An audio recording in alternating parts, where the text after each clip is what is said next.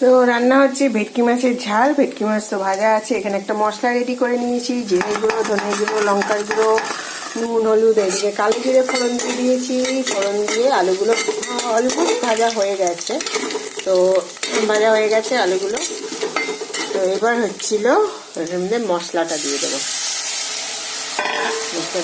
এবার মশলাকে ভালো করে কষাতে হবে।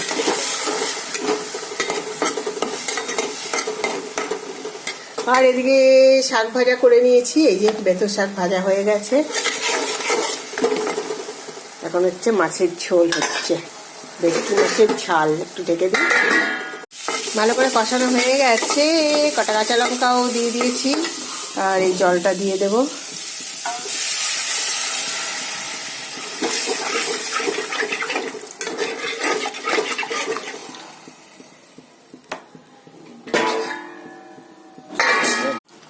আলু সেদ্ধ হয়ে গেছে, এবার মাছগুলো দিয়ে দেব।